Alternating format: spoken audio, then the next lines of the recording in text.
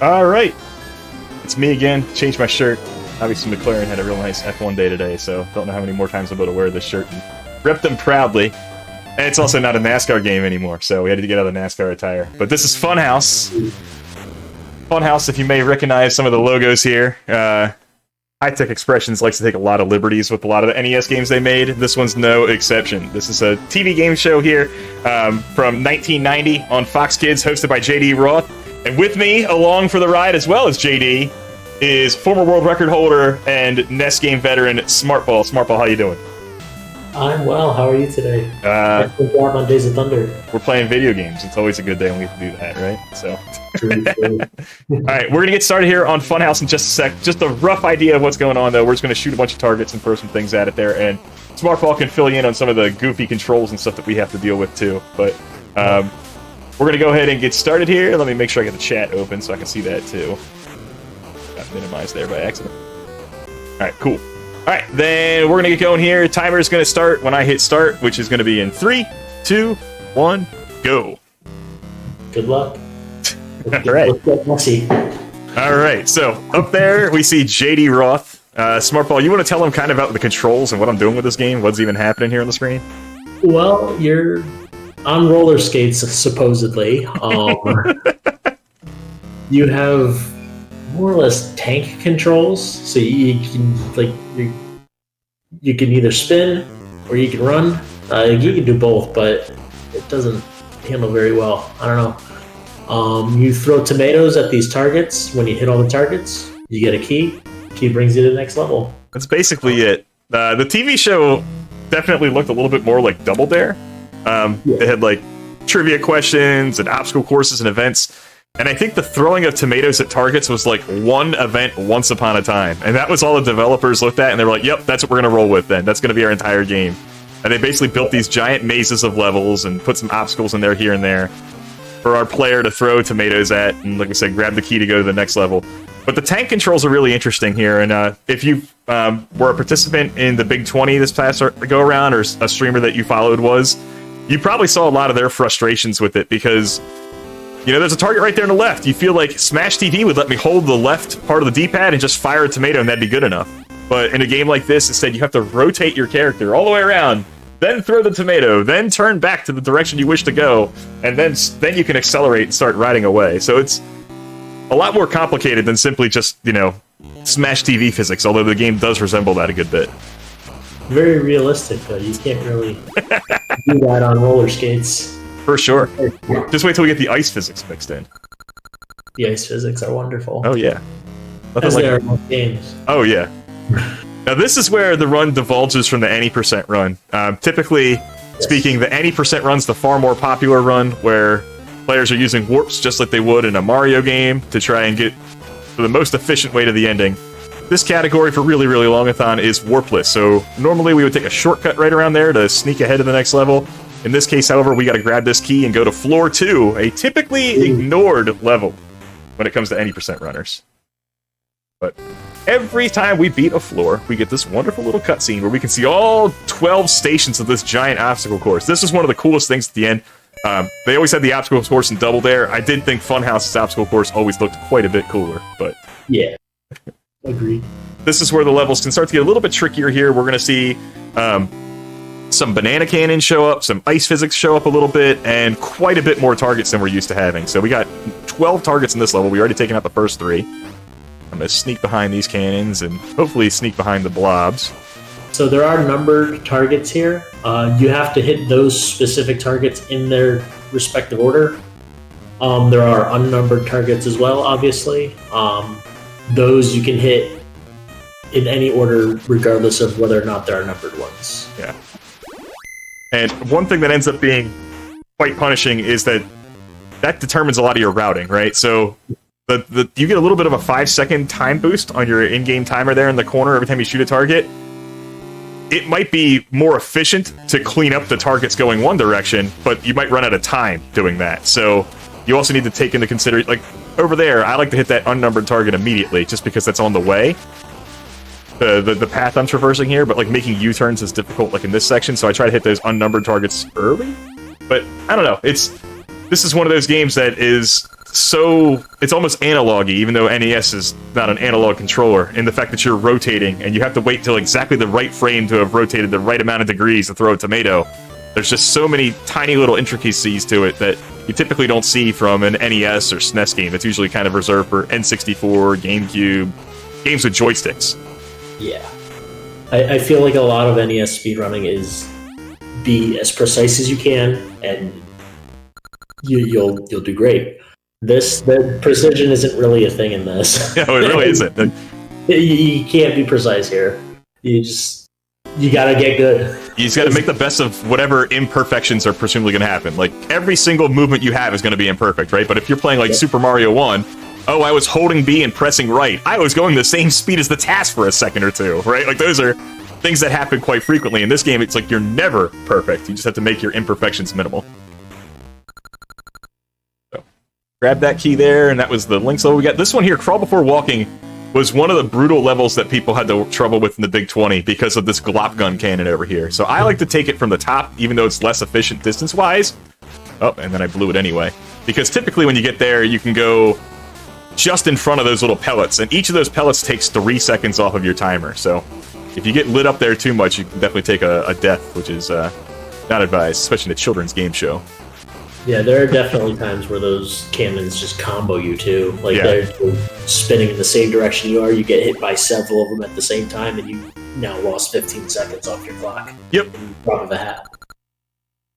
Now, this is one of the levels where I'm really going to try to use the banana cannon to my advantage here. The last target I hit, well, the second to last target I hit is going to be right next to a cannon, and I'm going to try and use that to kind of accelerate me down the chute here. So we're going to go take care of these first two up here without incident, hopefully.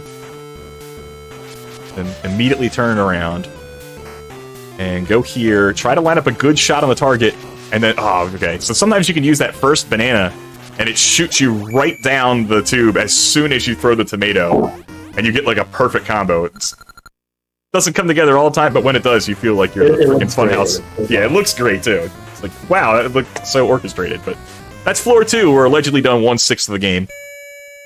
And now we're on the sliding course. I love the contestants' dance. Oh, yeah. Pop between floors. The best one's obviously 11, because they didn't put them in a horizontal position. They make them like standing up inside of the tube. Yeah. Alright, so now the levels start to get quite a bit more maze-worthy here. They put like, oh crap, one's down here, I forgot already.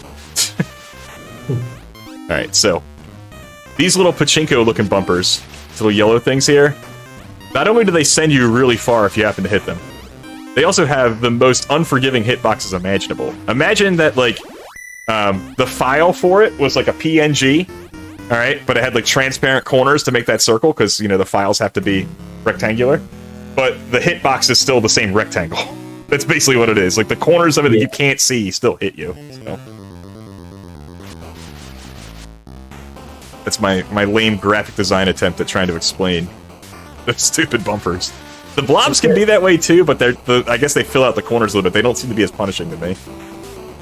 I would agree with that. The bumpers are just the worst. Alright. It's just amazing how often they're just perfectly in your way. Yeah.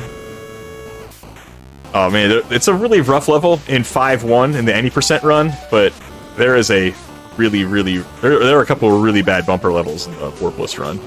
Oh yeah. You could actually defeat the bumpers, though, by throwing tomatoes at them. Oh, yeah. If you throw, like, 5 of them in a row, but if you leave the screen and come back, I do believe there are HP resets. Oh, I'm not entirely sure of that, but yeah, you're probably right. Alright, I like to take these two out first up here, even though it's probably not what the game developers wanted you to do. You go against the current here and hit those. It just seems to be the most efficient use of time. Yeah, for sure. And then go zigzagging through here. 4, and then 5, and then 6 is back this way.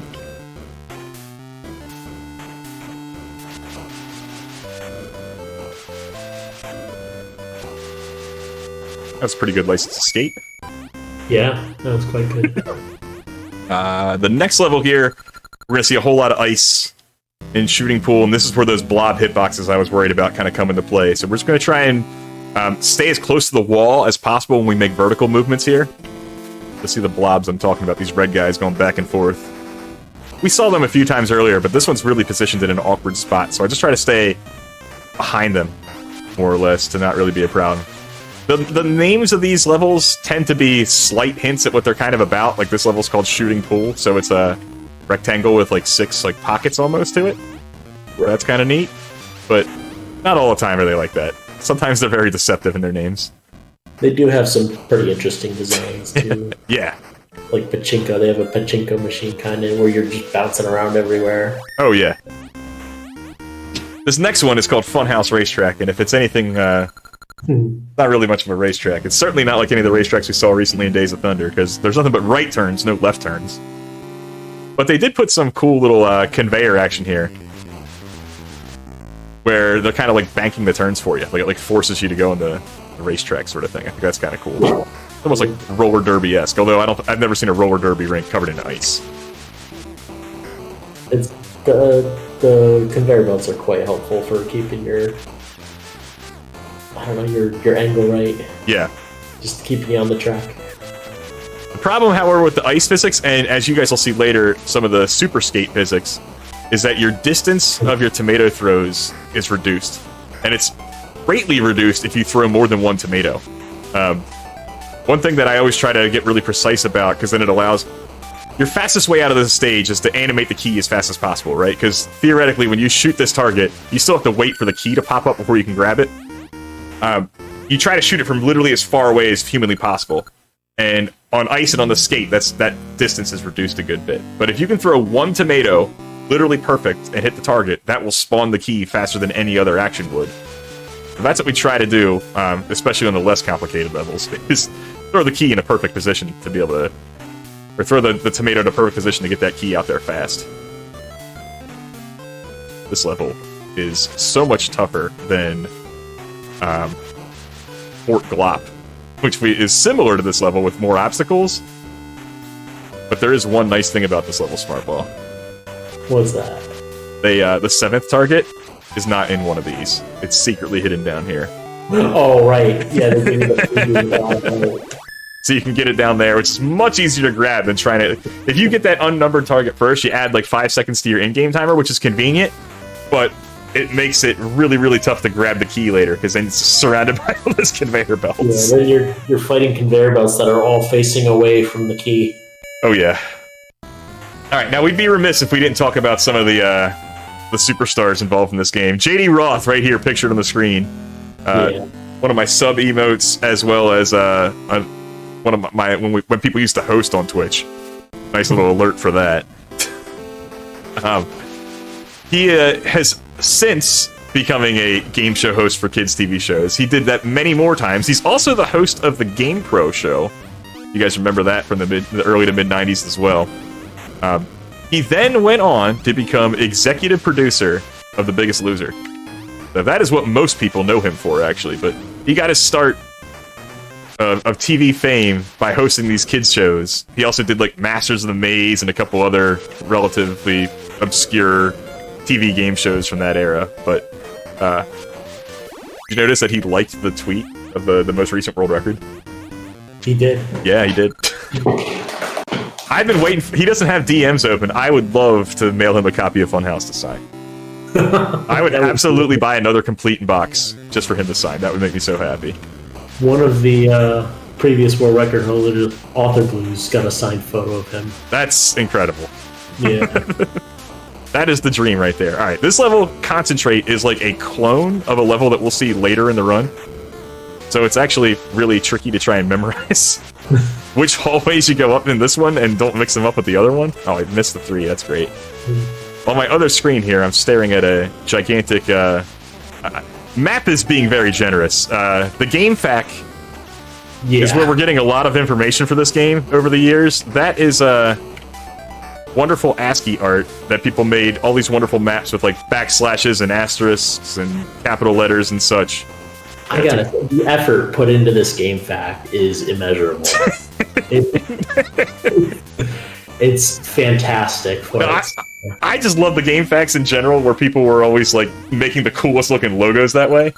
Yeah. Oh, yeah. Where like you open this Game Fac and it's like 37K, and you open it up and it's like 23K with just the logo. Just like I mean, this game pack is no exception. Yeah. It has a Funhouse logo printed in M's. But yeah, so JD Roth, obviously a television superstar, got his start here in Funhouse. Smartball, obviously incredible speedrunner, got his early times in Funhouse. Has gone on to do amazing things as well. Yeah. Yeah, this was a relatively early game that I ran. It was kind of on a dare, but... How did you guys find this game? So I was told about it through Author Blues and Darbian. Okay. They apparently played it one night at the Southern Speedrun Summit, which was an old marathon that they used to do. Oh, yeah. And apparently they were playing it off stream one night, and they were talking about potentially doing runs of it, and Author Blues started, and I hopped in. That's awesome. I was one of the lucky few who actually watched this TV show as a kid. So I had this cartridge growing up. I didn't understand why it was so different from the TV show. There was actually a Funhouse board game that came out around this time as well, and I had that, and it was an absolute piece of junk. It was like a mousetrap knockoff with all these like tiny little mini events and rubber bands and junk pieces of plastic. I can see that. But yeah, so I was gravitated towards this and American Gladiators really early when I started speedrunning because they were games that I figured I was in the 99th percentile as far as hours logged already, so I figured I had a pretty good head start. So when people had actually played it and were talking about it and stuff, I was like, oh, wow, because every time I would talk about Funhouse, everyone's like, I have no idea what you're talking about. About Krusty's Funhouse? The Simpsons game? And I'm like, no, it's Funhouse. So, It's just the regular Funhouse. we have now journeyed back into the levels that Smartball is way more familiar with. We have connected ourselves back to the any percent run. The warp that we had at the beginning in 1.6 takes you to 4.5, so these levels here are also part of the any percent run, not just of the warpless run. So, Yeah. typically speaking, these levels will be way more consistent on my timer when I'm, speedrunning this for world records because I'm just so much more consistent at these levels in particular. But things can still go wrong occasionally. Oh, they always can. And that's floor 4. So we're now going to go into floor 5, which is where Smartball just mentioned a second ago. Pachinko can ruin a whole lot of runs. I remember in the early days of speedrunning, Author Blues was telling me, you're just going to get some run with some godlike Pachinko that I can't beat. And it's going to be off the table. But if I can get with your skill level. If I can get 61 seconds in the in-game timer here, I'm fine. I'll feel very satisfied with that. But sometimes things can go south. Oh, there was never any consistency for me here. I like to go diagonal through these. I don't know if that's the most efficient way, but it feels like it is for me. More efficient than anything I've ever done, for sure. It's not good. Oh, you got bumpered. I used to have a GIF of this that I made that I would play with an 8-bit version of the Bag Raiders Shooting Star song. And it would just have me bouncing back and forth over and over again in the corner. Alright. That wasn't too bad. That could have gone better, but it definitely could have gone worse. Alright, so... They could always go worse. Now we have the introduction to the Super Skate, my favorite and least favorite item in the game. It lets you go really, really fast, as you can see here, but watch this. I'm gonna throw a tomato. Oh, I got it that time! When you throw a tomato at full speed in this thing, it travels 3 inches in front of you. So the window you have in which to throw it and actually hit the target you're aiming for is so small. Oh, I can't believe that worked. It would go the same distance, it's just you're going faster than exactly. It looks so much less, and your reaction time is basically nothing for when you have to throw it. The margin for error is so ridiculously tiny. So here we go on Ice Fractal, which I don't know if there's anything fractal-like about this, but it is covered in ice. The banana cannon's going down. Okay, cool. Those banana cannons appear to be on the same global timer, the left one and the right one, so I kind of just keep an eye on where the first one is and kind of use that to estimate where the second one's going to be. But I can typically not have to fight through it to get the 1. I always have to deal with it when I'm back here at 7 and 8, but at least when I'm trying to get the 1, I hope I don't have to deal with that guy too much, because he pushes you around, you're already on ice, and you're already on rollerblades, so there's just too many variables. I don't need bananas to hit me, too. Bounce it through there. And then there's some... you may have seen them already. There's some hidden clocks that will add a bunch of in-game timer for me, which is nice, but it's actually not good from a speedrun perspective, because at the end of the level, we do have to spend a few frames as they count down the timer there. So it's not substantial, it's not quite like Mario seconds would be. But it is a couple of frames there you have to wait for, so we try to avoid those if we can. Like a frame for every 5 seconds or something like that. Yeah, it's not too bad. It's nothing tremendous. I'm sorry, I changed the shirt because we're not driving NASCAR stuff anymore, so I wanted to change the McLaren shirt because of spoilers, they got a podium today. I didn't think it would be right to wear a Red Bull shirt, though, because they get podiums all the time. Oh, no, we missed the 8! Oh, no. There we go. Good snipe. Wow, I can't believe we got the 9 so easily. Yeah, sometimes the 9 and then the key afterwards can be tricky with both of those shooters right there. Yep. We are currently less than half a second behind world record pace right now. That's how bad my run was yesterday. That had an amazing ending. Just doing some practice yesterday. Happened to take a few seconds off the world record by accident. But I don't really want to submit yet, because I don't think it's particularly polished. But there need to be more runners of Warplus, to be honest. There's way too big of a delta between me and second place. I am not that good to deserve that delta. I know Lack Attack expressed interest in it for a little bit. Yeah, like 5 minutes. He might have moved on. He might get it back when he gets it in his Mission NES. Well, I think that's the thing, right? He did the Big 20. He knew this game. He wanted to get it while it was sharp. Like, he's got so much going on and so many more games to worry about. Like, that's pretty admirable of him to even put in that time to do Warplus, not even any percent, just Warplus. That's pretty cool, but... Alright, counterclockwise is just what you expect it to be. This is going to be kind of wheel-shaped here, and we're going to go counterclockwise. Some ice physics and a nice little glop gun in the middle. Now, notice the in-game timer there started us at about 30 seconds. That was pretty generous. The next level that we see in the next floor that is similar to this is not as nice. Even though the level was laid out almost exactly the same. But the timer can be a little more punishing. I always found it satisfying going through these diagonal arms if you just get the line just right. Oh, yeah. Just go perfectly full speed. I actually like it so much more in the other level because you go diagonal to diagonal. Yeah. And so when you get to sync those... I skated on the ice too far. When you get to sync those up perfectly, it just... Yeah, it's very satisfying. That was not a particularly good run of that level, especially going the wrong hallway, but that's alright. That is floor 5. We're now almost halfway through the game. Are there supposed to be toilets over at level 3, you think? They look quite like it. I mean, if we're just talking about what you're capable of drawing on an NES, I don't know if you're going to be drawing it too much differently than that. I guess that's supposed to be like a sewer slide or a pipe or something? I don't know. Whatever.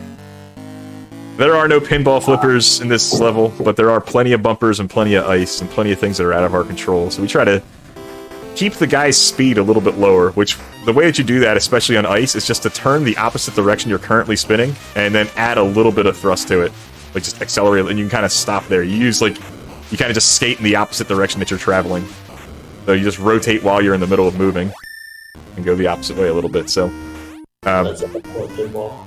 Yeah, that could have been a whole lot worse. I'm pretty happy to get out of it like that.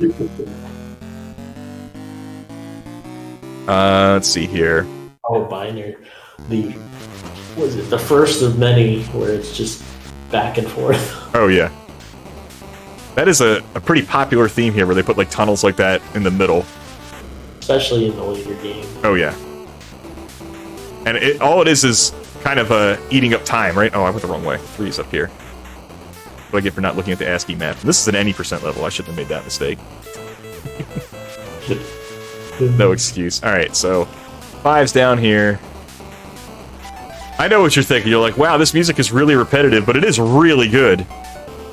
It is. And I couldn't agree more. It's because of the legendary George Sanger. How many George Sanger NES games do you know, Smartball? I honestly not okay. Many.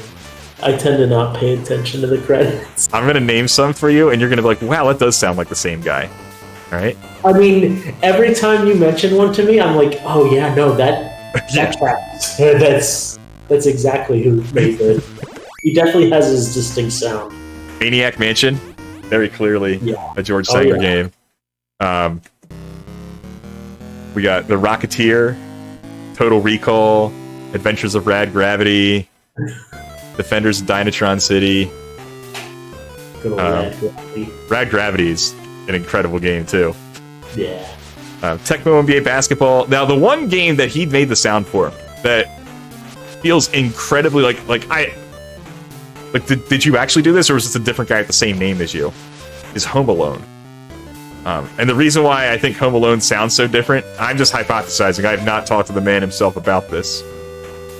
They may have given him particular guidelines or told him that he was only working with this many bits for sound or this many sound effects. I feel that they spent way too much effort on the sound effects in that game, and they limited the amount of tracks that he could work with for the songs. Could be. But yeah. Have you ever played Home Alone NES? I've seen it played. You could set world record today if you want to. I know. I know the lore. I remember, I think it was AGDQ 2020 where tons of people all in the practice room at the same time just set it together. I tried to run a NES block run where I ran Home Alone on one screen and other George Sanger games on the other screen to see if I could beat 3 George Sanger games at the same time. Like 20 minutes. That's wonderful. Yeah. Monster Truck Rally was another one that I had done there, but more Sanger bangers than that one. Tecmo NBA, obviously, ton of. I think Tecmo NBA Basketball. I actually think Tecmo Super NBA Basketball is its greatest work, but it doesn't have the same feel to it because it is 16-bit. But it's you could listen to that and be like, oh yeah, that's for a basketball game, very clearly. It's just the orchestra and instrument choices that he uses make it definitely sound like a basketball game. But great work. Really lucky that he's one of the 6 people responsible for making this thing. Yeah. Definitely one of the better workers. Yeah. Alright, there's all 9 here at Cross Street, and this is where our run will divulge from any percent again. So this level, Chambers, you'd go backwards and just go right by target 6 and hit the shortcut and warp ahead to 9-1. In our case, however, we're going to hit the targets like the game designers intended. I mean, I guess they programmed the shortcut, so I guess they intended that to be used too. Yeah. But, oh, they even have a great cutscene for it. Yeah.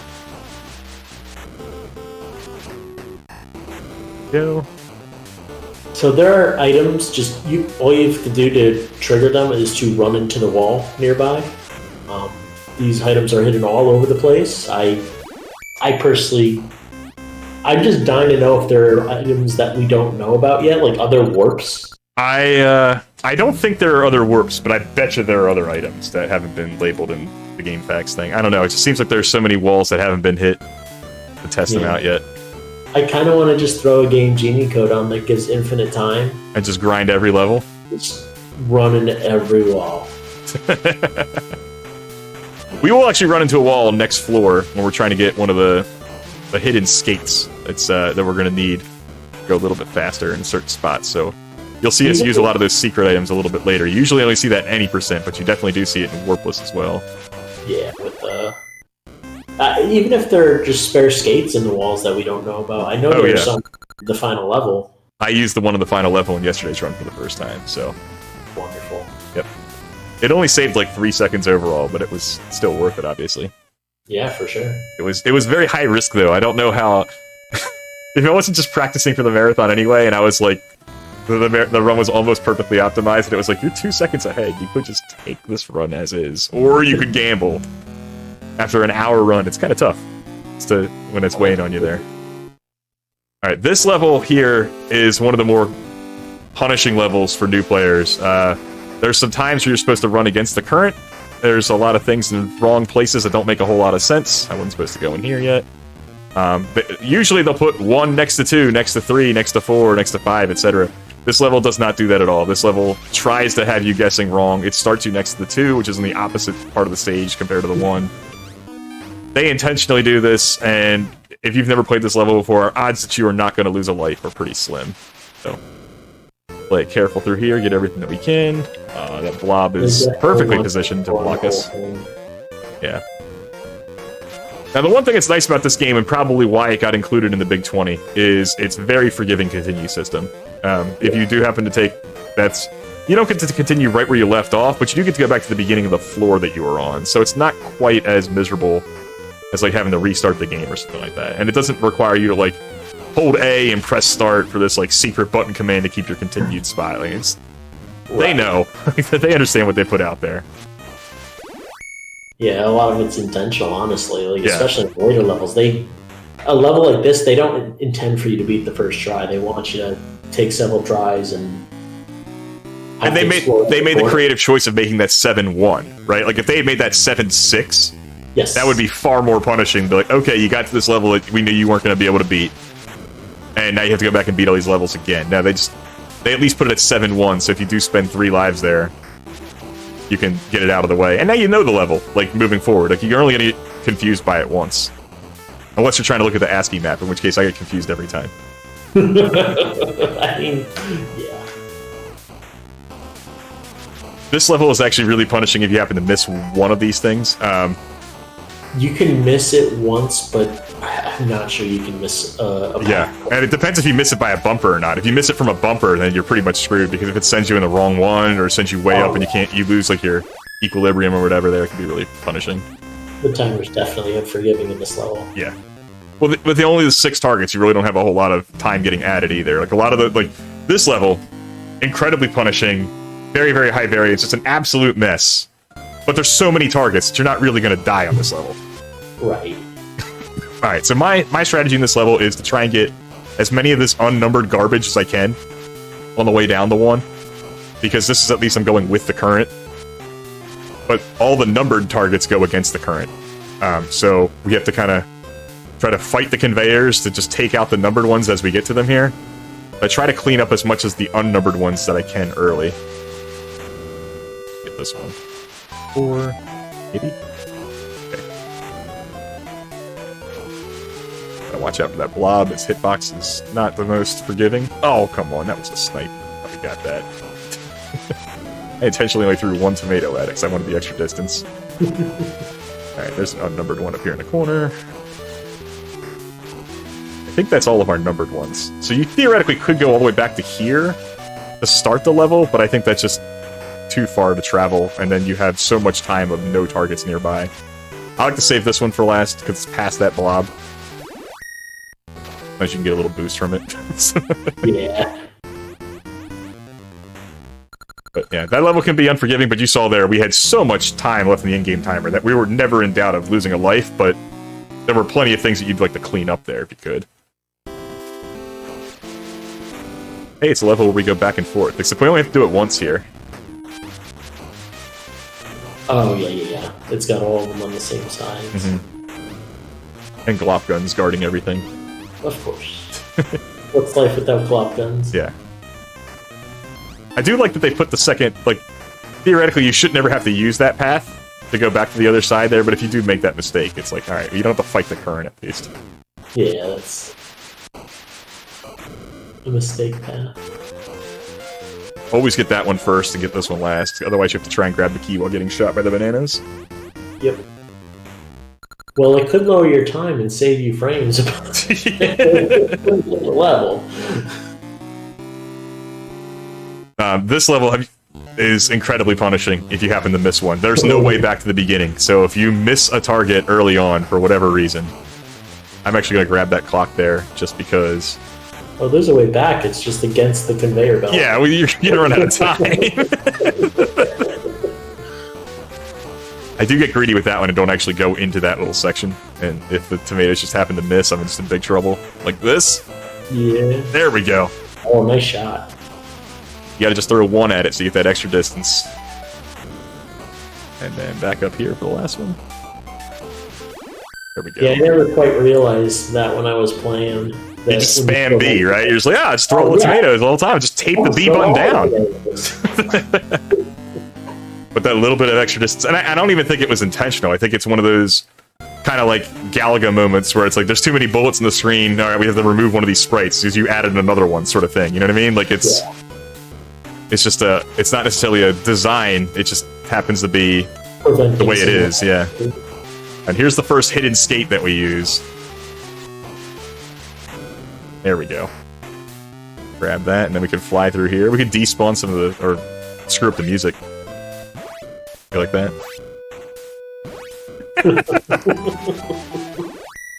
Those sound effects using the exact same channels that George Sanger's wonderful Track 3 was supposed to be using. I can't believe they do such a thing. Alright, that's floor 7. It does get a little bit messier here, but the next few levels aren't too... well, actually, sorry. 8-1 is, like, my least favorite level in the run. Yeah. It is so bad. You have to avoid the skate at all costs. I don't know why they put that skate there. I don't know if they meant to do that as, like, a reward, but it is absolutely punishing. It is so mean. So I'm going to try and fight the current here as soon as I get to the top and get close to the bottom of this wall to hopefully avoid the skate. I don't want the skate at all for this ice. Good. Alright. We're going to try and negate our speed. Oh, we got bumpered. Boxes for these bumpers. Oh, yeah. Really shine. It looks like you have all the room in the world between the bumpers. But you don't. You will hit them more often than you would think, and they'll send you flying, especially if you have the super skate. The super skate's impossible to stop with, too. Like, at least that, I can do a 180, kind of accelerate, and negate all my speed there, but... right. That is brutal. Alright. Here's a whole lot more bumpers, but this time at least we're not on ice. So, I'm going to try and shoot some of these to kind of keep it reasonably clean, but you can actually... like, I'm going to sneak past this one. Forget it.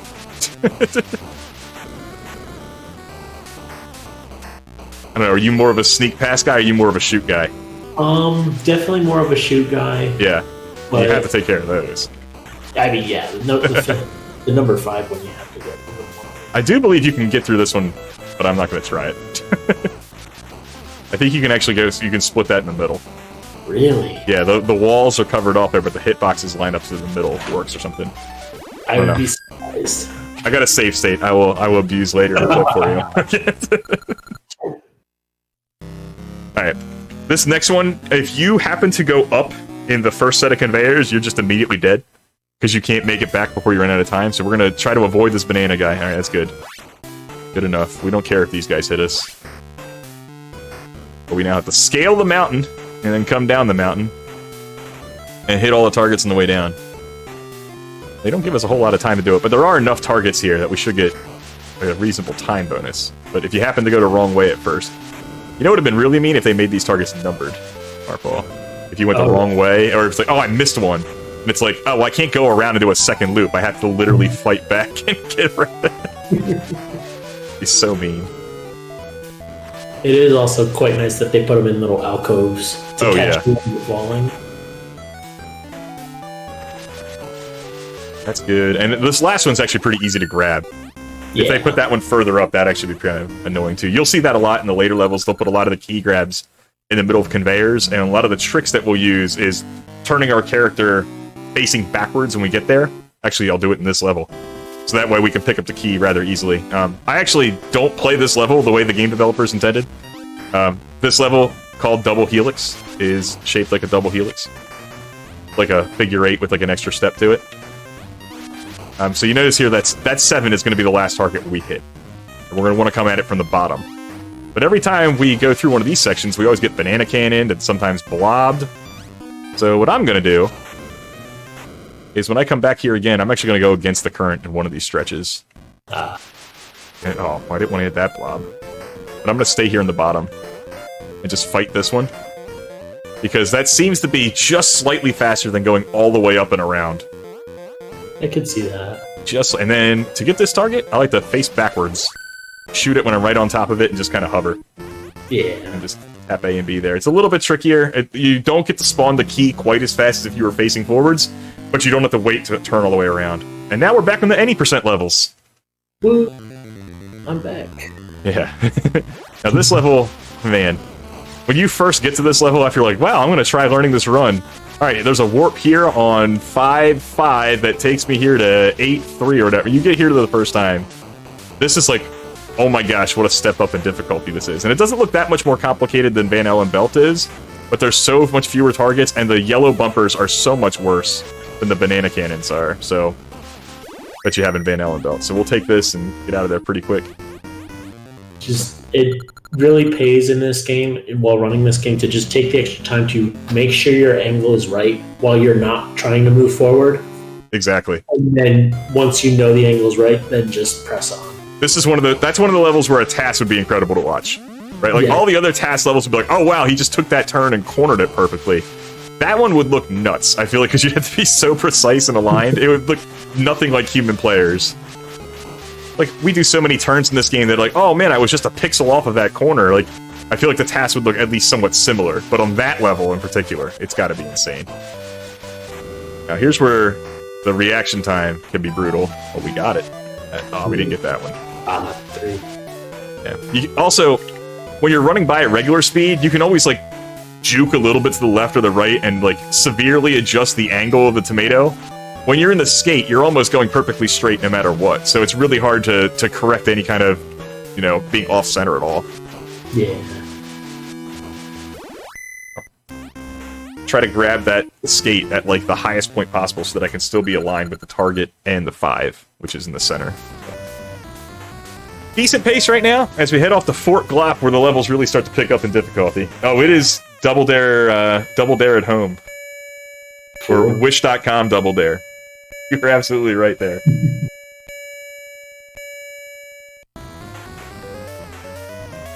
Alright, so Fort Glop coming up here, similar to the suborbitals level we did before. This is a very difficult key grab.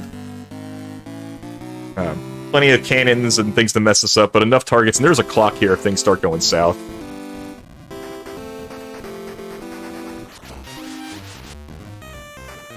I have to imagine this is probably near the top of one of your least favorite levels, Smartball. Absolutely. Like, knowing your stream, you don't get worked up and too angry about much, but I bet this one drove you insane. Plenty of these levels drove me insane, to be honest. No, I only had the luxury of being able to see your former world record run. I never got to see all your grind. But I wonder how many runs I did here.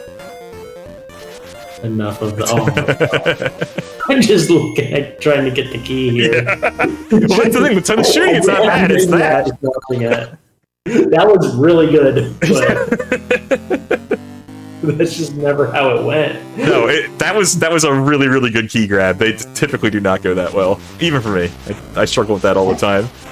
And it's one of those things where it's like, because the key is sitting right there, it's so much more frustrating. It's like, just grab it! Just do the stupid little thing! We've already done it 37 times already! It's right there. First the Glock gun gets you, then the banana cannon gets you. Yeah. They just seem to combo you. Oh, yeah.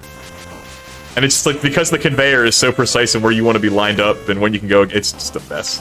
Yeah. But I'm glad they made that 9-1 and not 9-6 for the beginners out there. This level's called chess. It more resembles checkers than chess. It's also half the size. But that's okay, as we're not supposed to be on that conveyor part, I guess, but whatever. This level, I think, was unfinished.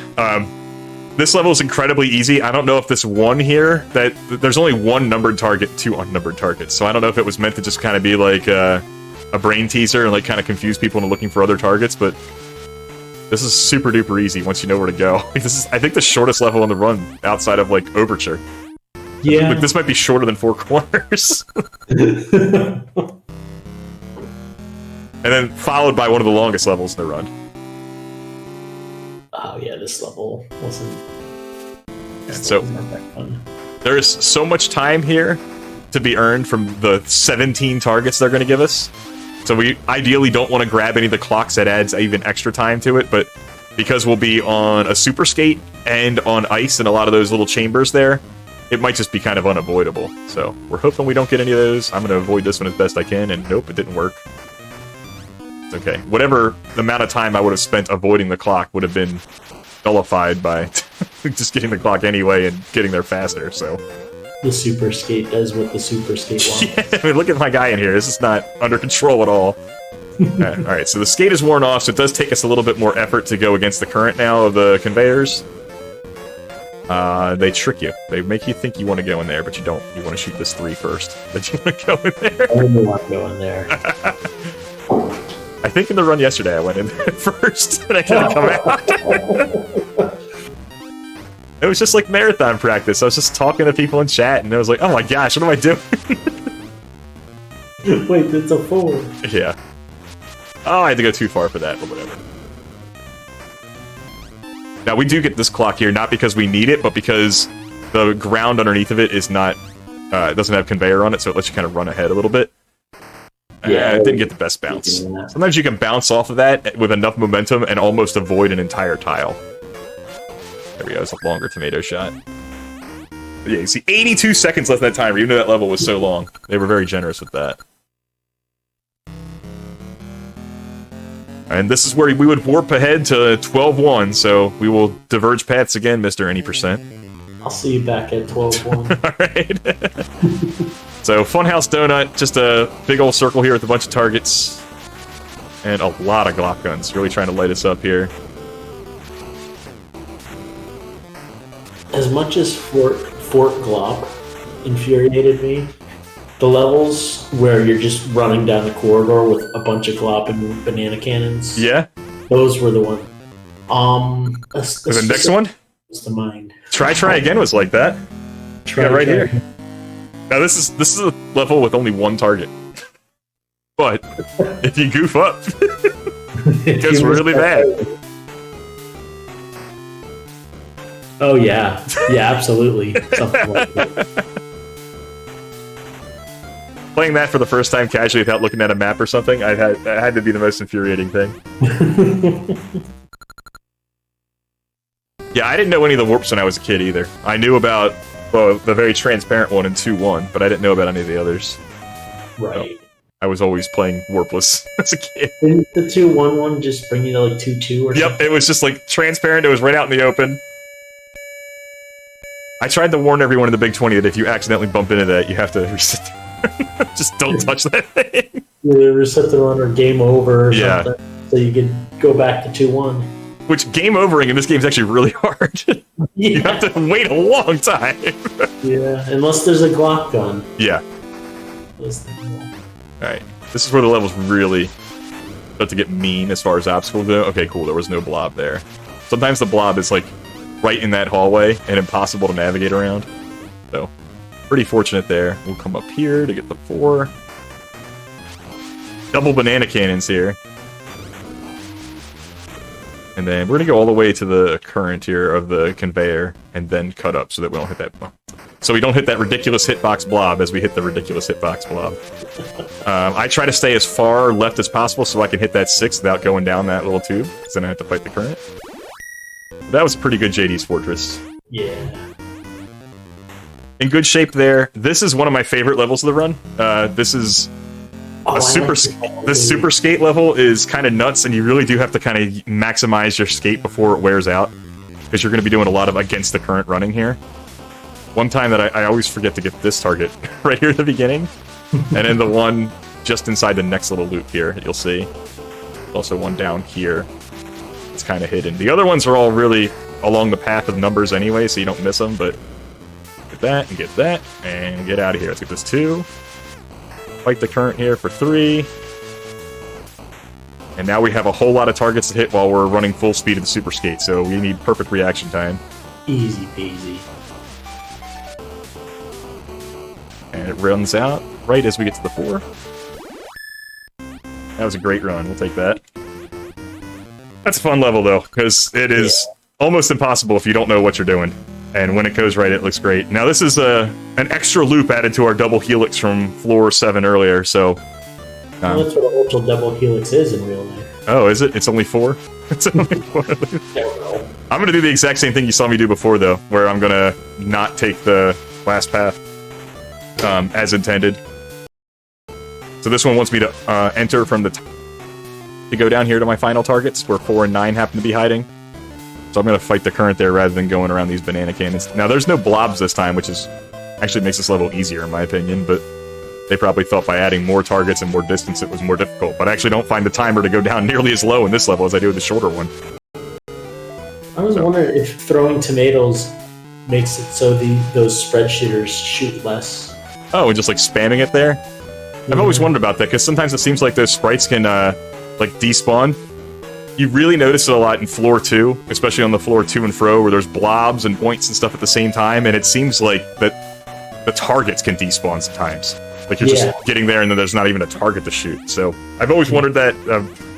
As you can imagine, this game is not at the top of the list of any of the famous taskers out there on their to-do list.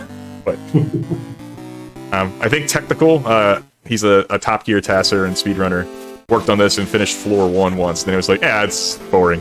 Looks like a regular run. I was like, yeah, I figured as much.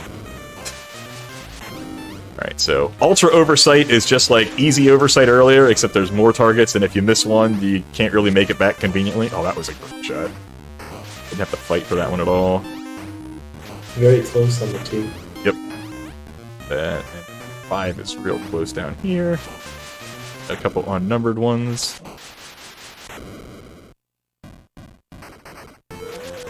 Perfect.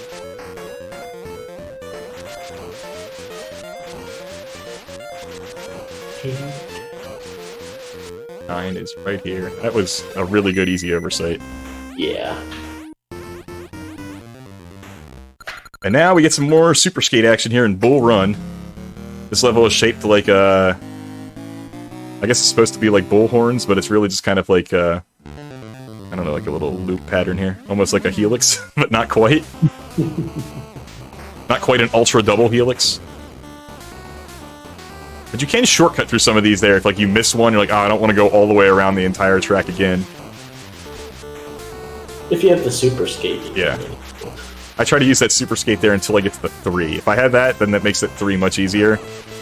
The 3 and the 6 are by far the most difficult targets to hit in this level, so we really need to make sure our locations are precise. And I'm just trying to avoid the clocks as much as I can. Oh, missed the 5, that's okay. This 6 we gotta stay all the way over here on the left for. Start spamming it now. Because it does start pushing you right as soon as before you even get within range of the 6, so. Where the targets used to be when they're on a conveyor belt is quite useful if you're having to traverse back, as we saw in the previous level. But like, yep. Because those small circles, the vacant circles, aren't conveyored. Yep. It gives you like a little boost to speed if you run over one of those. And yeah. All the difference when you're trying to go against the grain. It will make itself very obvious when we get to 11-1. Yeah. Center of Gravity. This is actually my favorite level of the run, mostly because of the new tech. Have you watched this yet? No.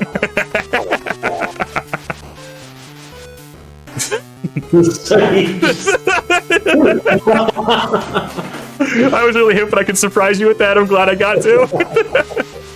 That's fantastic. Is shooting those there so I don't have to go down those hallways at all. And we used to end the level right here, and we would hit 5 and 6 and save the unnumbered for the key. But now that we shoot 1 and 2 that way, we can go and hit these unnumbered ones last.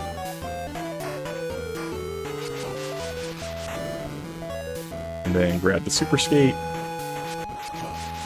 Get these last few.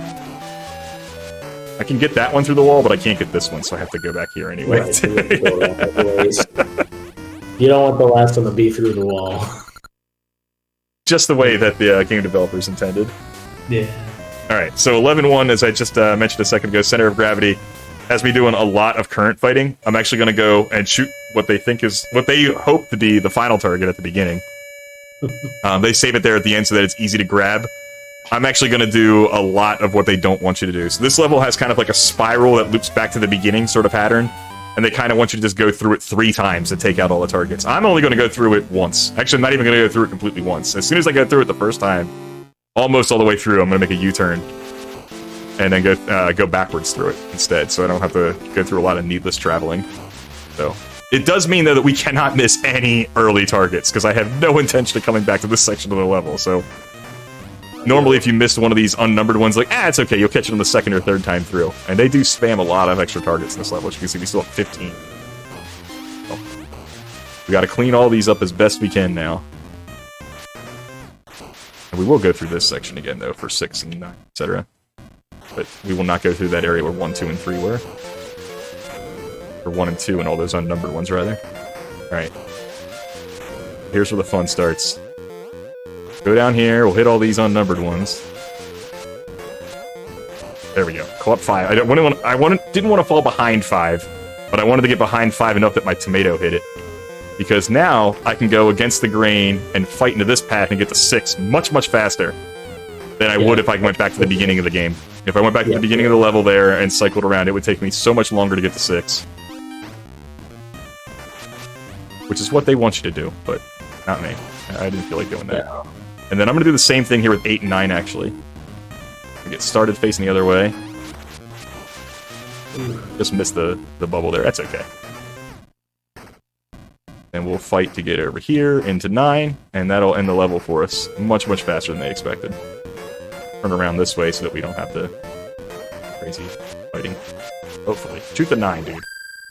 Oh my gosh, they didn't grab the key of the flame I thought he was gonna. Now, when you're trying to go against those conveyor belts, if you are angled at all, you're just not. You're just gonna slide to the side. Yeah, you don't make it, it's like running on a treadmill, like slightly askew. Like you're not making as much forward progress as you're supposed to. So yeah, you'll get all side progress. I actually find this level way more difficult than the second to last level that this copy's off of.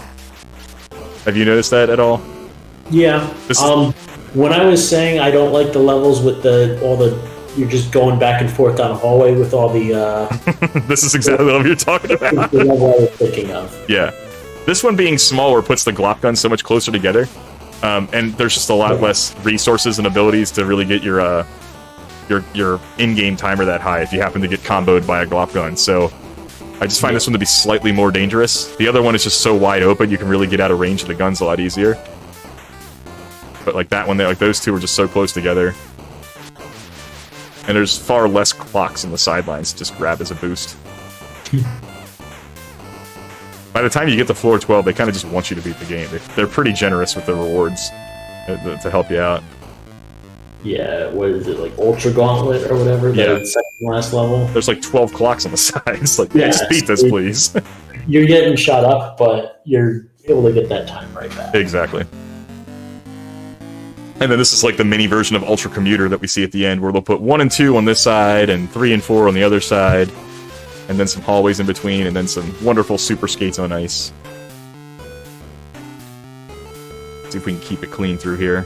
Hopefully not get too many bumpers. Sit there. 5 is sharp up here, right? Yeah. Very smooth. Oh, come on.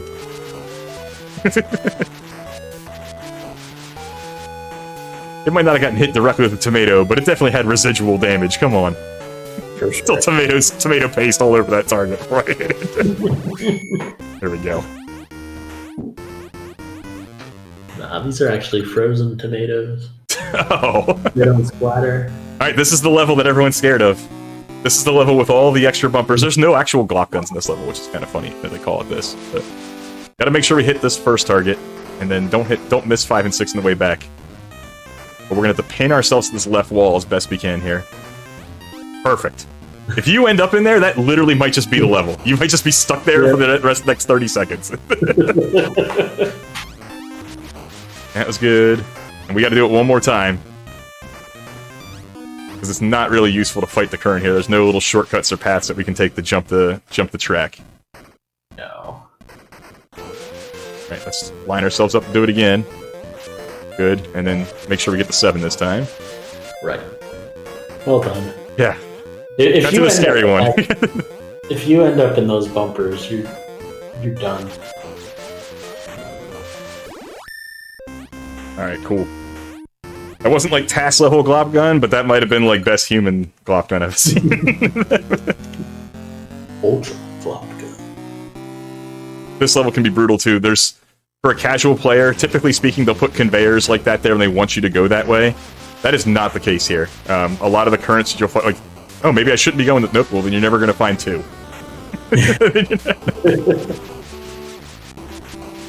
Oh, maybe I'm supposed to go to the left. That's where those conveyors are leading. Don't go left. You go left, your run is over. Yeah. You have to go up, even though it says that you're not. Like, why would I want to go against this? There's no other way up here, and that's how you get to 5. Also, don't go down there, but shoot the target still. sneak in here, and then it's like, well, the current's going the wrong way. Are you sure, PJ? Yep, this is how you beat the level. It's the only way you can go. There is no other way. It's so mean. And they put that at like 11-5. So like if you lost your lives, like, you do have to go beat all of 11 again, including Ultra Glopmill. We're back to concentrate. Yeah, this is brutal. I think I've got this routed the best way, but it doesn't mean I'm going to execute it the best way. There's far more obstacles in this one too. But I do think the best way here is to go take the 1 and then immediately cut this way. Then I didn't avoid the blob. I'm just going to go this way then. This 2 is over here, or 3 is over here, rather. Go back to where 2 was, straight down. 4, unnumbered, 5. Get over here so we don't hit the blob. 6. Across this way, there's an unnumbered, and then we got another blob to watch out for. Yeah, it's safe. There's so many targets in here. It's so mean. But you can see there's 68 seconds left in the in-game timer, so clearly it was not too punishing. We're in a good spot there. It's not so bad. Alright, we're entering floor 12. The 90% run is now back joined with us here. We should know these levels pretty well, but as is the case with all the difficult games out there, even though you know it, it can still go south. So let's hope we grab the skates in the right order here on inside track and not goof any of this up. And then, obviously, things that can go bump on 12-3 is always a potential run killer, too. Things that go bump. Bet you can't guess what's in there. This is my favorite level, I think, to route and figure out exactly what the most efficient use of the skates was. I think this was my favorite one. Oh, I'm certain what I did wasn't the most efficient.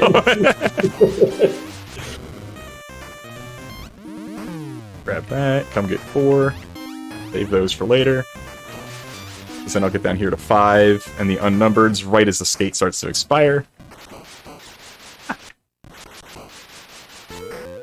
The skates don't stack. Like, you can grab one, but it just immediately resets the timer to it, so grabbing them all at the beginning is really inefficient. We don't want to do that at all. I wanted that one, though. Need you. Hit the skate. There we go. If I can get the 7 and back. What a jam. George Sanger. Once again. I'm going to give him another shout-out 6 floors later. And the skate will run out right around here, but we can grab this one right at the right time to grab that. Oh, come on. Always get the skate. If you didn't have the skate, you're going around again. I know. Well, you can go on the other track. That's not too bad. Yeah. You can just jump down up level, because that's the thing. There are 2 different currents there fighting each other. Right. Yeah. I was thinking of a different level, I think. Yeah, the Velodrome or whatever. Yeah. Alright, we gotta watch these glop guns at the beginning. We're gonna stop to put the global timer on a good cycle for us. Right here. Now we go. And if we get hit here, we get boosted ahead. So it's not too bad. Well, a lot smarter than me, just trying to power through, and sometimes I just get glopped. Yeah, no, it's... The global timer gets way better for you if you just wait a second or 2 there. Now, if you wait a second or 2 and then things go south and you're back on the bad cycle and you wasted time, that's not good. Mixed up my rooms there. I love watching people play this level and trying to go through those 2. Oh, it's my favorite thing to do when I could... That was always the swag play, to try and sneak between them. They're like, I gotta get behind that spread shooter, and then there's another one. Alright, here's where it can go south real bad. We just gotta watch out for the blobs, and watch out for the bumpers, and handle the ice. Only 4 targets, so we don't get a lot of time for if things do go south. That was pretty quick. Of course, that's an interesting mechanic, too, that the target can block the other targets. Yeah. When you get stuck behind the 2, you can't shoot at the 1. Got that out of the way. Get in there, dude. That was efficient. These ones you could definitely sneak past, but... Oh yeah, it's too tough.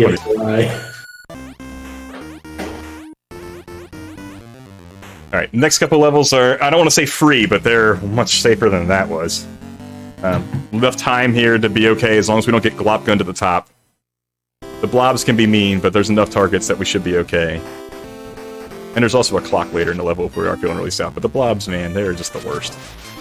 No. I haven't gotten efficient enough at the point to be able to use those to boost ahead. Not That's quite that dream. good. That's the dream, though. Like, hit the target, then hit the blob on purpose on the way out. To get boosted ahead.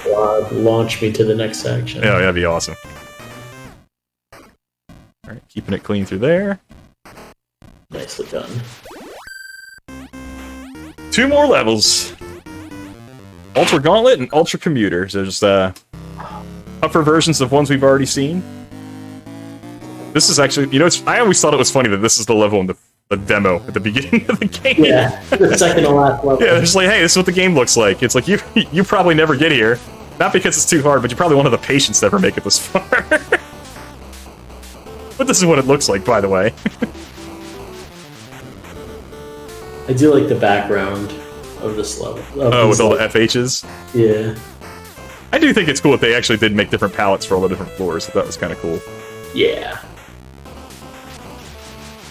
As repetitive as the game can be, they at least tried to make it, you know, somewhat unique in certain spots. Right. Navigate the ice here, and I like to go above the There's squad nothing gun. repetitive about going back and forth to hit one target over. Oh yeah, of a level that's just slightly bigger of the exact same level that you did 2 floors earlier. Ooh, just like it through there. Oh, hold on, we should probably get quiet though, because we actually get to hear the finishing of the part of this song. We don't get to hear the guitar solo at any part in the rest of the run. So, let's let George Sanger cook.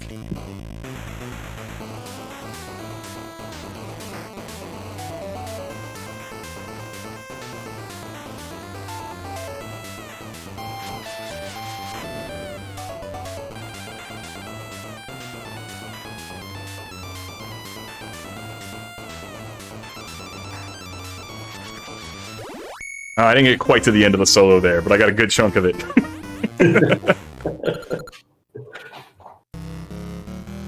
Alright, last level. Time will be when I grab the key. Ultimate Commuter. After target number 9. Oh no, we needed that skate. We needed it really bad. It will kill the run if we don't get it. I know it seems ridiculous, just grab a different one, but we absolutely need this one because we need that other one later. Alright.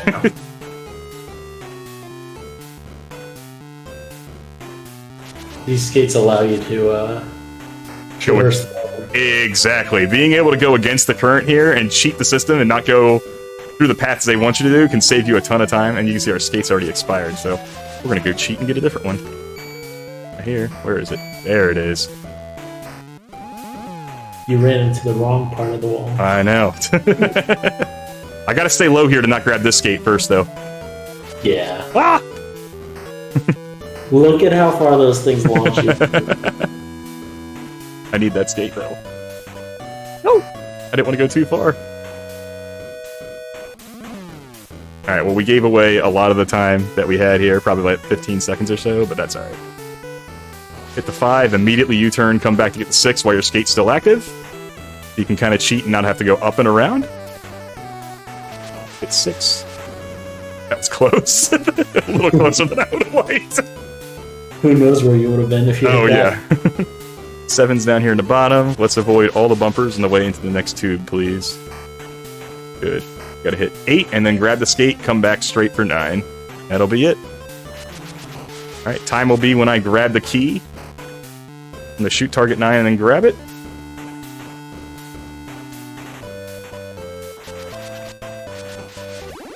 And time. Well done. A 1:07:51. Very well done. Yeah, so this run here gonna be immortalized on speedrun.com for a little bit, Smartball. Congratulations. I don't know. That's a new world record in the Warpless category, guys. I'll have to go back and verify it. Even though we lost 20 seconds on Ultra Commuter, we were still 46 seconds ahead after Ultra Gauntlet. So, still plenty of time. I'm not gonna probably submit this one just yet, but I'll see if I run it again and get a little bit quiet. Oh yeah, we got 3 cutscenes here. We got All Right Dude and all his like galaxy pixels going everywhere. Then we get these cheerleaders here in a second. One of whom looks happy to be there, and her twin sister not so happy to be there. And then we get to see the 6 or 7 people that put this game together. 5 people that put this game together, sorry. But yeah, and that's it. It just loops over and over again. But yeah, George Sanger and David Warhol make some awesome NES music. I definitely advise checking out their catalog there. This game doesn't do the soundtrack, though. Hope you guys enjoyed Funhouse. Smartball, did you have a good time? Always. It's fun. Well, I really appreciate you guys tuning in the really, really longathon, raising money for such a great cause. It's going to continue on for several more days here, and thanks so much for having me, and hope to see you guys on my stream when I'm doing some more NES shenanigans just like this with games that might not quite be as long, but might be a little bit more interesting too. So, thanks so much for watching, guys.